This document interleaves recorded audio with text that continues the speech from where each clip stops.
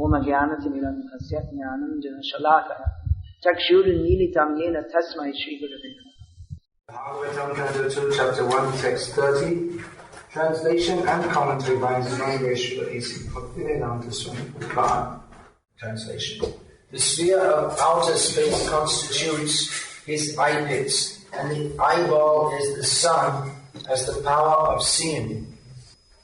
His eyelids are both the day and night, and in the movements of his eyebrows, the Brahma and similar supreme personalities reside. His palate is the director of water, Varuna, and the juice or essence of everything is his tongue, purport.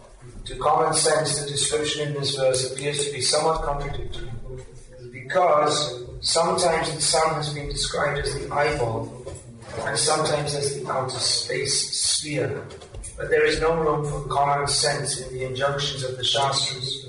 We must accept the description of the Shastras and concentrate more on the form of the Virat Roop than on common sense. Common sense is always imperfect, whereas the description in the Shastras is always perfect and complete. If there is any incongruity, it is due to our perfection and not the Shastras. That is the method of approaching Vedic wisdom. Srila Prabhupada's statement in this purport appears to be dogmatic and to endorse blind faith. However, it may be understood like this. Srila Prabhupada is stating that we should accept the Shastric version over that of common sense, because he says that common sense is always imperfect. In other words, what is considered common sense may not be very sensible. It may be considered sensible from the platform of persons who are not sensible. But from the platform of actual reality, not so. Now, we tend to think that from our conditioned state, or in our conditioned state, we tend to think of ourselves as being capable of knowing. We consider what we see, touch, taste, smell, feel, hear, we consider that to be reality. We consider this to be reality. But from the Shastras we understand that this isn't ultimate reality. It's only a relative reality in which we pop into bodies for a few seconds, few seconds of Lord Brahma, which we think is a long time, and then we pop out again, or we're popped out. We don't just pop out, we are forcibly popped out. And then we are forcibly put into another body, and in each situation we think this is real. The cockroach crawling around in the stool thinks this is reality. This is it. Of course, he's not a philosopher, but as he accepts this to be real, and that his position is this. Now, those who are atheistic, they defend this position. This is reality. This is all we know. But those who are little thoughtful, they consider that why should we consider this tiny little existence, or tiny little, even though we don't know anything beyond this material world, but what we know of it is so tiny. We're on some tiny little planet, and according to the modern astronomers, this is in one galaxy, and then we don't know how many galaxies there are. Our position in space and our position in time, from both perspectives, it's infinitesimal. So what is our importance? What does it matter whether Bush gets re-elected or not? What does it matter whether such and such a football team wins the such and such competition? What does it matter anything? What does anything matter? Then you come to the so-called existentialists who say, well, nothing matters. It's just everything is observed. They see everything as absurd because they see that everyone's struggling to get some kind of happiness that they see. We're so insignificant. What's the use? There's no meaning. We're so insignificant. There's no meaning. However, the theists reject this platform, and of course the Vaishnavas, they are actual theists, and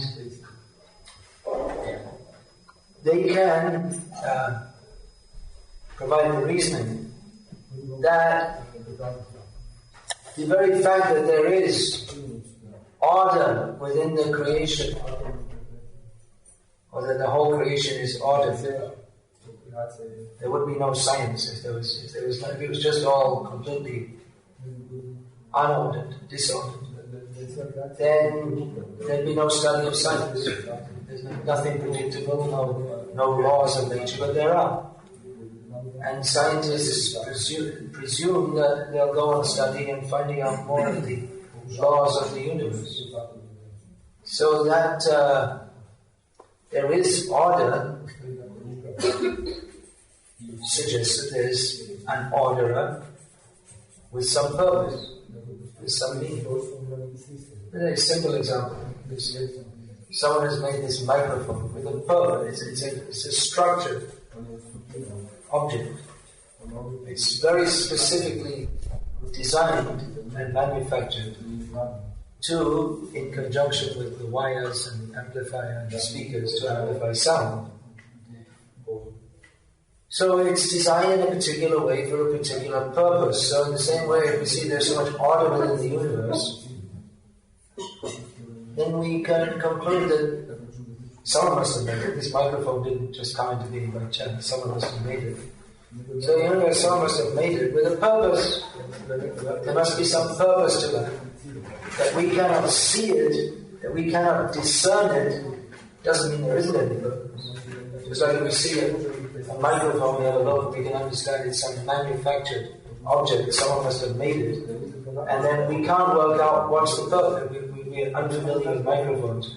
We may not know what its purpose is, but we would be foolish to assume that there is no purpose to it. Now, in modern science, with quantum theory, they come to, at the higher levels of science, there appears to be that everything is disordered and chaotic and unpredictable. But that, which is interesting, because originally science was supposed to give us information about this world that conforms to observed reality, but so many things in quantum theory don't. Of course, only theory. And in the practical world that we're living in, the scientific rules still apply. And we see that everything is ordered, despite quantum theory that everything is just some chaotic movements of different imagined energies or whatever, however we can reduce their theories. But we see that there is order. So if there's order, it suggests it's not only suggests, but it would be foolish to assume otherwise, that there is an order with some purpose. And that we can't discern, it doesn't mean that there is no order. And the fact that we tend to, we have the tendency to try to find out what is that order, what is the purpose, why this investigation of science, why is man, why is he interested in intellectual pursuits, trying to find out what, why, when, how, all these questions, this intellectual or scientific inquiry comes from asking questions. Why did the apple fall from the tree? Asked Isaac Newton. So, by applying his imaginative intelligence, he came up with an answer which appears to be quite a good answer, because of gravity, which he says is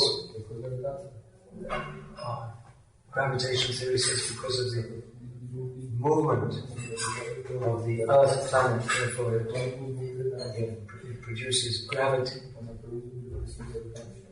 So that there is order suggests there is an order with some purpose, and that we have the strong tendency we see inherent in the more intelligent class of human beings, since as long as we know anything has ever existed. There's a tendency to want to try to find out why. So this question is impossible to answer from our perspective. But if we consider that there is an order who is so powerful, then it's only reasonable to presume that he provides us the answers also, if we know where to look, and that is Shastra. As Prabhupada explained when he was asked about the Shastra, that Prabhupada gave the example, this microphone, it comes with a manual. What is the purpose and how to use it? So in the same way Prabhupada explained, the universe comes with a manual, which is the Shastra, which tells us what is the purpose and how to use it, how to live in this world to fulfill the purpose. How to use the microphone means how to use it to fulfill its purpose. You have to plug in and you have to put the wires in the right place and everything. And then the purpose of the microphone will be fulfilled. So in the same way, Shastra gives us direction how to live in this world to fulfill the purpose, which is to understand that we don't belong here anyway, and we should get out of this place and go back to home and to Godhead. Now, it may be difficult for us to understand this, and Shastra is not surprising, because it is knowledge from beyond the platform of our present level of understanding and experience. If the knowledge within Shastra was within our present level of understanding and experience, then we wouldn't need it. If it was something that we could find out by just looking here and there and this and that, then we wouldn't need Shastra. We need Shastra to give us that knowledge which we cannot find out by any other means. So, it may be difficult for us to understand, and it may seem, some of the things in Shastra may seem absurd. But if it does, that we can understand is due to our own lack of ability to understand. Some things may seem absurd, some things may seem contradictory. Someone challenged me on that recently, that your Shastra is contradictory. So, I gave the example, it may seem contradictory to you, that's only due to your lack of ability, to your lack of knowledge and thus lack of ability to understand it. Just like in the lower level of mathematics, we are taught that there can be no square root of a negative integer, because any negative integer multiplied by any minus multiplied by minus gives us a plus. So then there can't be any square root of a negative integer. It's not possible. So we learn that and we accept it as an axiom, mathematical axiom. But then when we come to a high level of mathematics, we find that the square root of -1 is required for solving problems at a higher level. Similarly, in classical physics, we learn about the atom with subatomic particles, electrons, neutrons, and so on. But then in higher level physics, quantum physics, we find out there's really no such thing as any particle, it's just all waves of energy. So it appears to be contradictory. But actually, both statements are true, but it's at a different level of perception. Even though it appears to be contradictory. From one level of perception, it may seem like this, and from another level, when one is more in higher knowledge and higher level of understanding and able to appreciate that, then he can understand that is true, but more true or more complete understanding is that. Of course, this is according to scientists. I'm not saying that I necessarily endorse any of it. But I'm just saying this is what goes on in this goes on in the material sphere of knowledge also. So similarly, it may seem that there are contradictions in Shastra, but such contradictions we should understand, as Prabhupada states here. If there is any incongruity, that means any apparent incongruity, it is due to our perfection and not the Shastras. So this point should be accepted with faith, not blind faith. Just like if we are studying in school and we are given some subject matter, the teacher gives us some stuff which we don't understand, it's beyond our level of comprehension. But we may not be able to comprehend it, but we don't reject it, we just know it was more advanced than I'm able to understand on the present stage, but the teacher will explain it, and then I'll be able to understand it. We have faith. So in the same way, there may be statements in the Shastra which are not, they don't seem to make any sense. It may seem like that, but then we should understand that what is our sense anyway? We're nonsense, that's why we're in this material world. And having come to this situation, we suffer from 4 extremely serious defects which block us from having perfect knowledge. Namely, this tendency to make mistakes, to be illusioned, that we have imperfect senses, and then we have the cheating propensity. Cheating propensity means we like to pretend we know something, even though we don't, but we like to pretend we understand something, even though we don't know. Or we like to preach something even though we know it's wrong, because we don't know to say you're wrong. Or we stick to some situation even though we know it's wrong, because we have to maintain our position as a teacher. Quite a few years ago now, I was going around the hostels at University in Baroda. What's it called? Rao or something like that. I can't remember. Sayaji Rao University. So they were having the All India Science Conference there. And I was going around the hostels where the delegates were staying and distributing Life Comes from Life. I told them the book. So I met one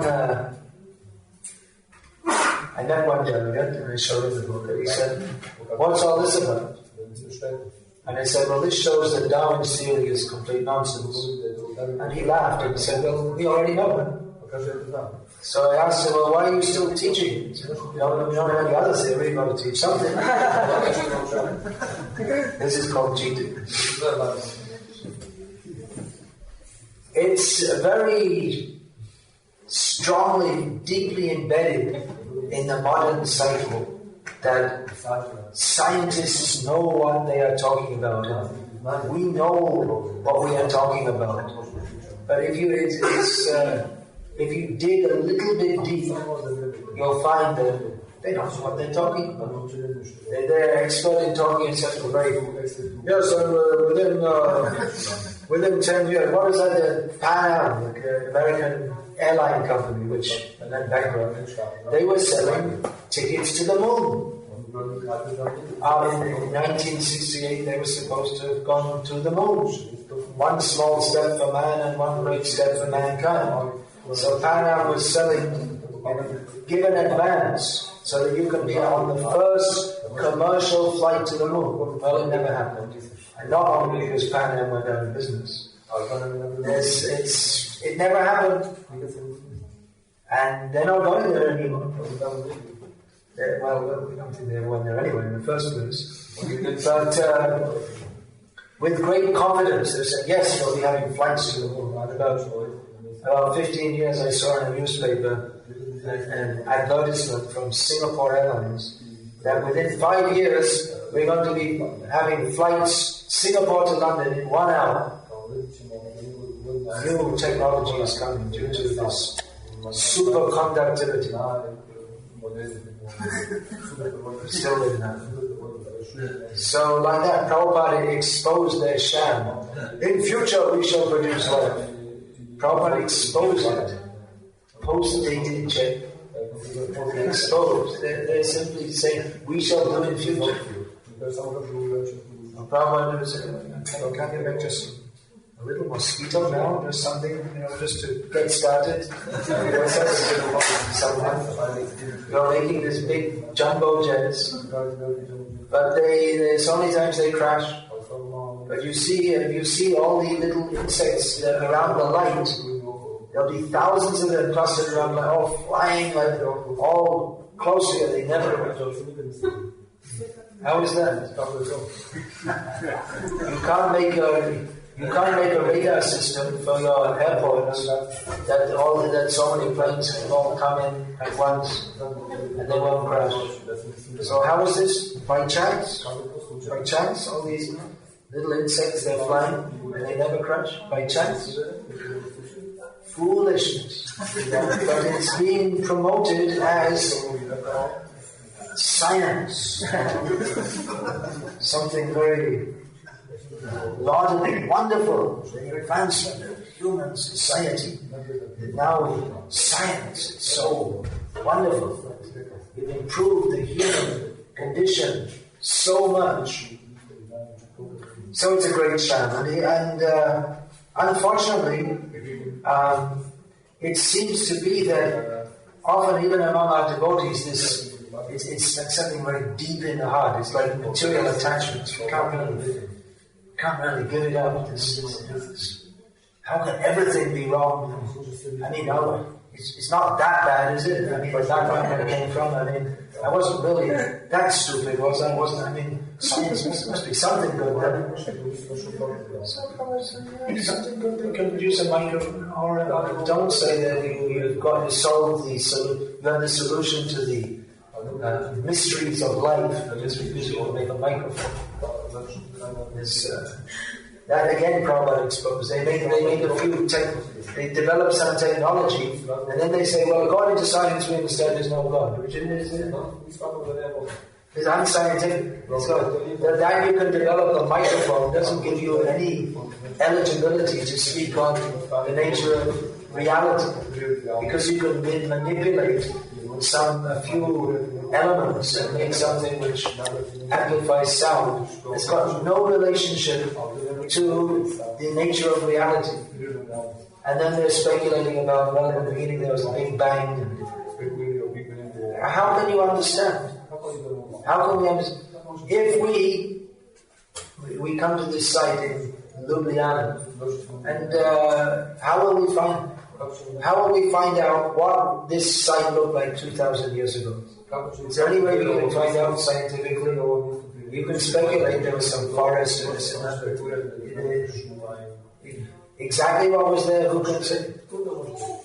And then they want to go back millions of years and say how the universe came into existence. They're bizarre theories. They're very scientific. There was nothing, absolute nothingness. So you can't even imagine what it is anyway. And then there was nothing exploded. Sounds very scientific. And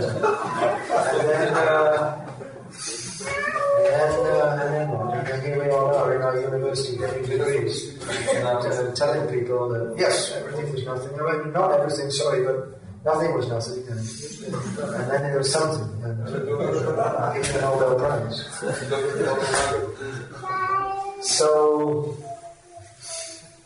this faith in modern science, the whole thing, modern society, we're making a better tomorrow where the government really has your best interest at heart, and all these kind of myths that we feed us. We can't escape that if we remain in Asat Sangha. The whole society is misled, that we should be able to see. So if we associate with Asat Sangha in the form of materialistic people, TV, newspapers, kami books, and so on, and this misconceptions, either directly or subtly, will enter our consciousness. Our consciousness can be purified by remaining in the atmosphere of Krishna consciousness. by studying Bhagavatam, by chanting Hare Krishna, by fully dedicating our lives to Krishna, whatever status of life we may be in, whether brahmachari, grihastha, vanaprastha, sannyasi, whatever, making very clearly that our goal of life is Krishna, then we can remain in the Vaikuntha atmosphere. Otherwise, what happens if we associate with this material world? Of course, we're living here, so we can't totally disassociate this from. But if we give our mind to these the materialistic way of thinking, then our heart will go with it. Anya Hriday Man, Chaitanya Mahaprabhu said. Generally, the mind and the heart, they're connected. So the materialistic person, his heart follows his mind. And so we mentally accept, yes, I am this body, I am Slovenian, or I am Croatian, or whatever. And then our heart goes with it, that we feel attachment to Slovenia, which, anyway, what is Slovenia? There happens to be some land here with some hills and some rivers, and some people call it Slovenia, but there's no actual substance. There is no actual Slovenia. It's just that we've called it Slovenia, and some people are living here and we speak a certain language. But there is no actual entity. There's no substance. It's an abstract idea that we have given a flag to, and we draw a path with boundaries, and we have a government and all this. But it's all. It has no actual substance. But we take it to be real, and then we think, Slovenia, my heart, I love this country. And we cheer our football team, because we feel that I belong here, but we don't belong here. We don't belong anywhere in this interior. But this is what happens, that when we give our mind to the materialistic way of thinking, then our heart, then we become attached. We become attached to thinking in a materialistic way. We become attached. How can we say anything against the scientists? We become upset. How can you say like that? So this Krishna consciousness means to understand reality from the perspective of the Param Satya, ultimate reality, who actually knows what's going on. Our position is something like that of ants crawling around. And what can the ant, even if the ant is crawling in the room, what can the ant know that this room is a temple room, and it's in a city called Ljubljana? Just by their position as an ant, their ability to understand more than their little hole that they crawl out of and find some sugar, their ability to understand beyond that doesn't exist. They're limited by hand, body, mind, senses, and intelligence. So similarly, we're like that. We may have great aspirations to understand that, yes, we shall understand everything by sense, we shall control, but it's really we can't understand much more than the ant, because in terms of universal measurement, we're not much bigger than the ant, and our intelligence isn't much more either. So, if we take knowledge from He who has set up everything, then we can understand, to some extent, as much as our ability, as much as we have ability to do so. And some things we may not understand. We might never understand some of the descriptions in the Shastras.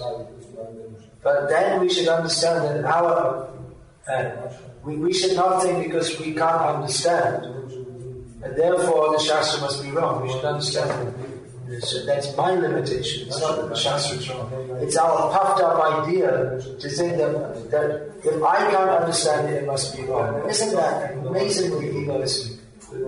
I can't understand it, therefore it must be wrong. It's very egoistic, but as if, I'm very knowledgeable. But actually such an attitude is an expression of an incredible foolishness, although it passes off as great intelligence. Well, scientists, they can't see God, that means there's no God. And they're supposed to be, people say, oh yes, if you're intelligent, you shouldn't believe in God. And it is such foolishness.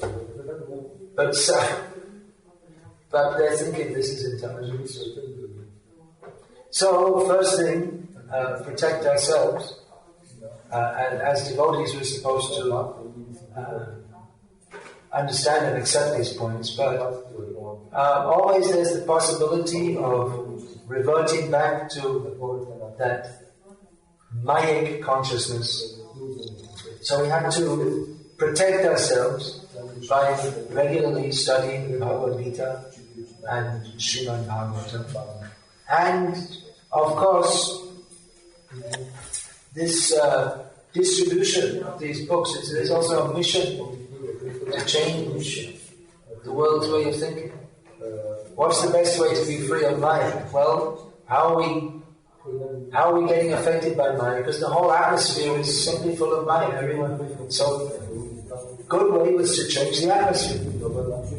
So there are different ways you can do that. You can go live in Mayapur. That may not be so easy. It won't help everyone here. So the better way to change the atmosphere is to distribute these books. And the atmosphere will change. And it'll be better for all of us. So that's one way of helping. How we can become Krishna conscious. Just make the whole atmosphere Krishna conscious. Then it'll be very easy. Of course, it's not such an easy thing to make the whole atmosphere Krishna conscious. Not very easy at all. But it is possible. And the attempt to do so, that also helps to keep us strong.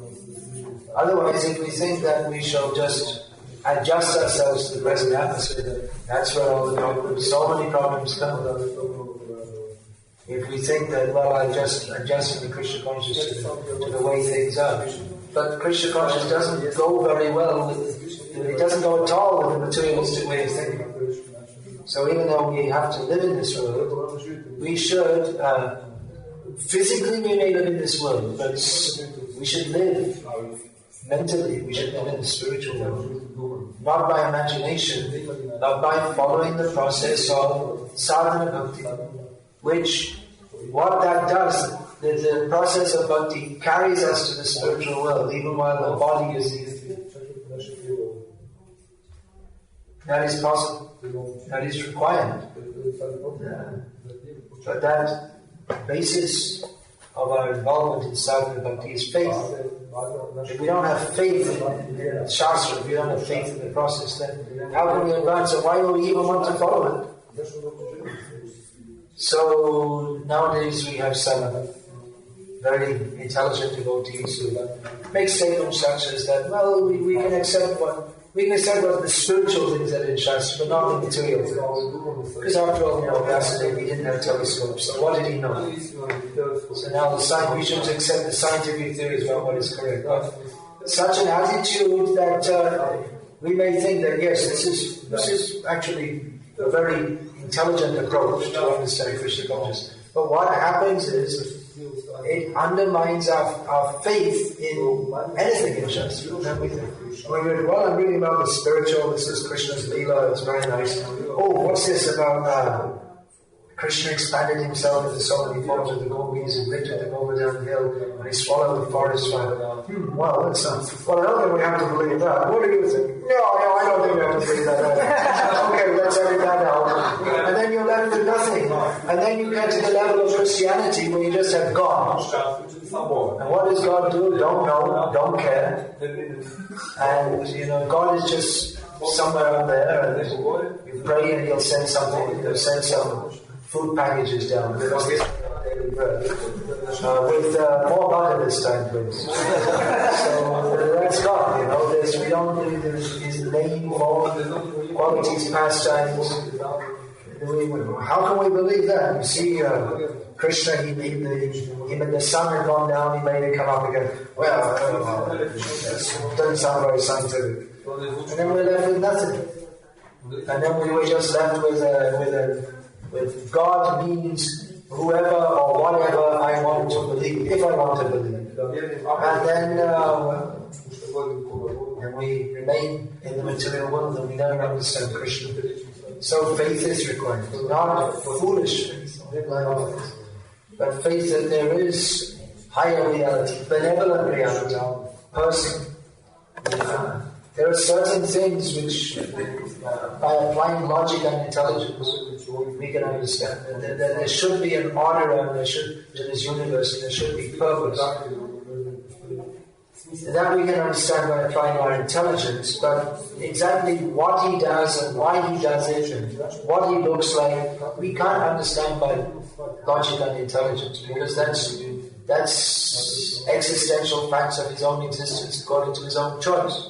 Just like, for instance, we can understand that in this country there must be some head of state, either prime minister or president or whatever. It's reasonable to assume that, is it not? That there should be. We don't know, but we should presume that there is some head of state. If you don't know, well, you don't think so. You're entitled to your opinion, but actually you're wrong. So there is some head of state, right? Who's right? The honest rascal sitting down there.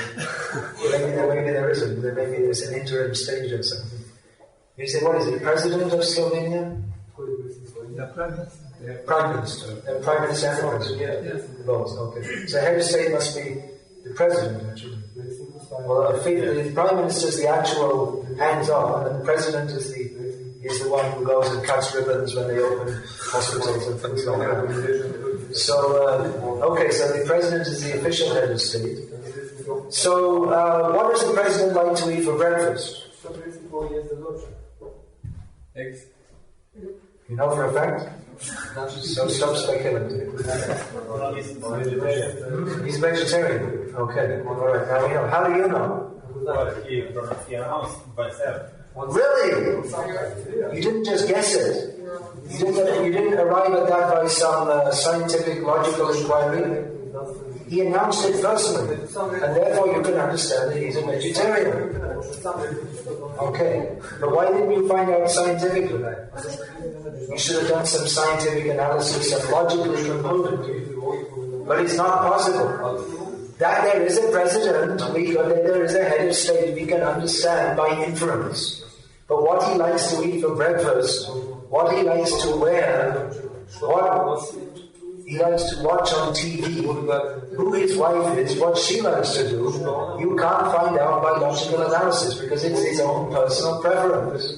So in the same way that there is God, we can understand even by inference, but what he is, what he does, what he looks like, who his girlfriend is, that we can't find out by logical inference. If he tells us, we can know. Just like in this country he's declared, I am a vegetarian. So now you know.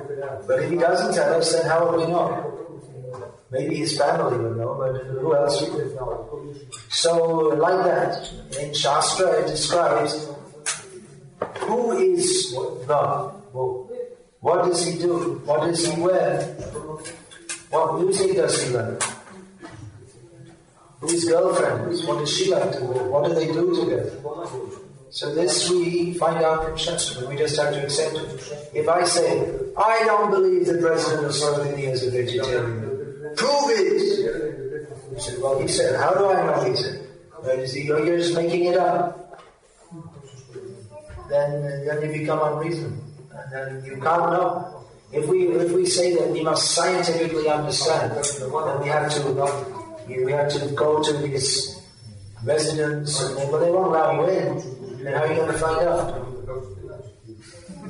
Or if, like this idiot sitting here, you say there is no head of state, and how are you going to convince him? He's such a fool.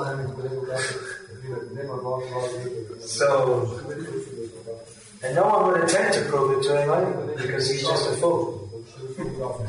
He doesn't believe, okay, As part of our scripture, we have a nice mental hospital in case we're taken away. So like that, if the scientists they say, well, we don't believe there's any God. We have scientific theories to show it. What's that hospital's name?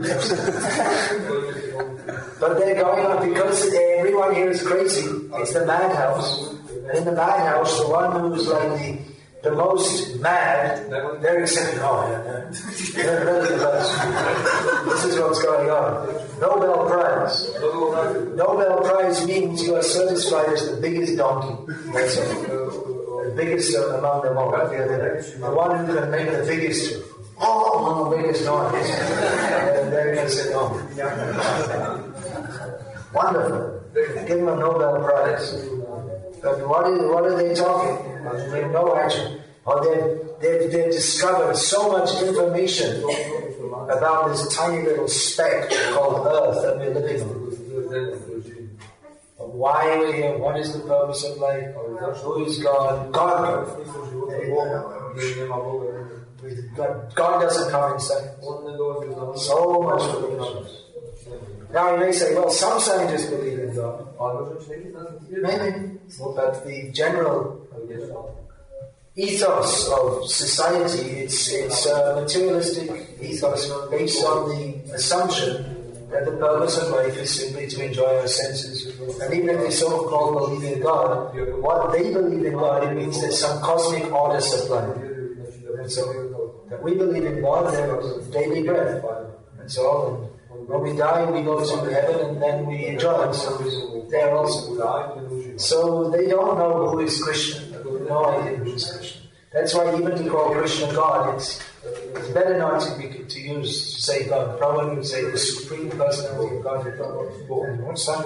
What does that mean? It means something like that idea that you have of God, but much better defined. If you say God, then people think, then all their misconceptions come. So better to use our own. That's actually what it's good to use.